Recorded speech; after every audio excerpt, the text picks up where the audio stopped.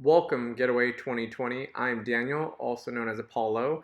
I'm with James Bosch, licensed and family marriage therapist. Welcome, James. Hello, everybody. Today, we will be talking about the importance of the sibling when it comes to the burn injury. And this is a topic for me that I really don't hear a whole lot of conversation about. So I'm really excited to get into this conversation with you, James, today, because the sibling in terms usually is the forgotten person sometimes in the equation when it comes to the burn survivor journey and recovery. So I'm here excited to hear your thoughts. So my question for you today, James, is what are some common concerns or topics that have come up when you're working with a sibling of a burn survivor that they've mentioned? Yeah. Number one is what about me? Like the sibling often gets not given a lot of information, so there's a lot of confusion about what's going on with their sibling, and they're often sent off to friends, an aunts, and grandparents, and all of a sudden their parents are gone dealing with this scary trauma that they're not getting a lot of information about because people are protecting them and think they're protecting them, and they are feeling lost and left out and scared, but they're also, common theme here, right? In each section we've talked about, they often don't feel like they are often allowed to talk about those feelings because look at this horrible thing that my sibling and my parents are having to deal with right now, right? And so there's this like, and like, who can I talk to this about? And often they don't talk to anybody. I'll give, as a burn survivor, my brother often talks about that same experience. Also, my brother talks about not being really scared when I would come back from the hospital or come back from, because I used to go through regular surgeries over the summers, come back and no one would really talk about, what happened, what was going on. Or he said one experience, he came in the room and I'd taken off all my bandages and it was really scary, so it's like, I think the number one thing is like people don't give the other siblings enough information that they can make sense of what's going on. So I think really including the siblings in what's happening and talking about them is super important. So that I know will be in the tip section, but I think that's super important. The other thing that the siblings often talk about, and my siblings have too, and I've heard this from many others I've worked with, is that they're often like having to deal with other people's questions, dealing with other, managing things and family business that usually was taken care of for them, but now their parents are distracted. So there's a lot of stuff that is laid on the siblings. And I think the number one thing is just to talk to them about what's happening more. And we always talk about, and Megan Bronson talks a lot about this too, a lot of siblings are the first responders because kids are playing together, and doing activities together where some of these burns and accidents are happening. And then the sibling first responder is often more traumatized than the survivor. But they don't get treated. So this is a very big thing. I'm so glad that, organizations are now looking at the whole family system when it comes to recovery, because the siblings need more information and they need to be included in what's happening with their siblings' treatment. They also need to have a little bit of parent time if they're young.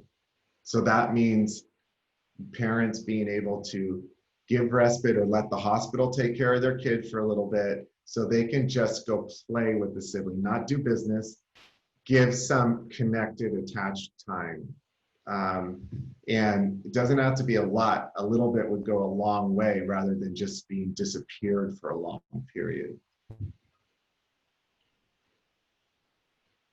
And kids aren't allowed in the hospital most times if they're young. So there's this like,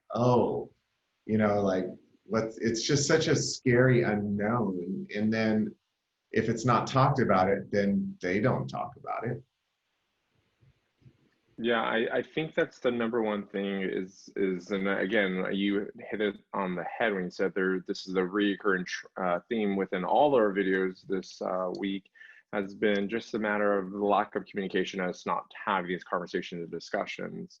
One of the things that I see within our families and working with our community, the Burn Foundation, is even the siblings maybe first experienced when the burn survivor goes back out into the community, and kind of the parental role that they start to feel on themselves of having to be the protector or having to now cope with how they protect their burn survivor sibling, and how that power dynamic between the siblings even sometimes can change over time. And obviously it's different between adolescents to adult burn survivors, but maybe talk a little about that power dynamic and how that Well, I mean, changes. you nailed it. Like the number one thing, and I hear this all the time from survivors. I have a lot of survivor friends, siblings who are my friends, you know, and it's also like they say, like when we would go out, so and so was oblivious to all the stares, and I was getting angry, you know, like, and you know, it's like they're like hyper monitoring how people are responding to their sibling, right? So I think, you know, so we spend all this time teaching survivors how to tell their story, you know, how to deal with stares.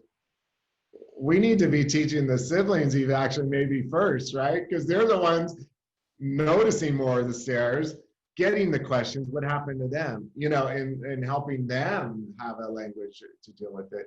And there's a weird dynamic too that happens too. There's I'm going to call it jealousy, but it's a little different. But there is also this like, why are they getting all the attention? Why do they get to go to camp? Why is everybody focusing on them? You know, what about me? And I think that's true. What about them? You know, they need some focus too. Great, and then I think that's a nice segue into the tips section for this. What are some tips if you were talking to a sibling who came to see you, or just you saw them at a family camp? What are some tips that you would give to that sibling, or even to the parent of that sibling to give to the sibling of the burn survivor? What are some tips that we can leave the families with today? Wow, I think number one is how are you feeling about what happened to your sibling? So helping them have a place to talk about their feelings about the trauma. How do you feel when other people stare at your loved one or make comments?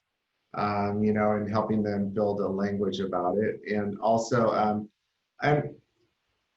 and I also think that we should help them talk to their survivor sibling about their experience, so they can, you know, sometimes it's a off limits topic for some reason, you know, so be able to just have more open dialogue.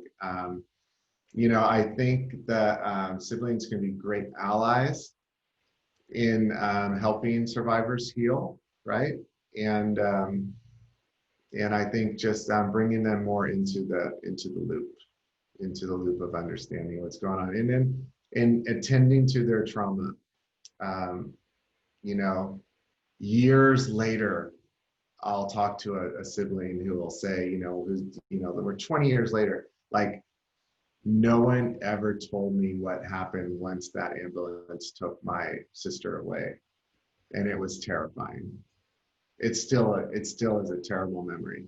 You know, it's like, so just more information.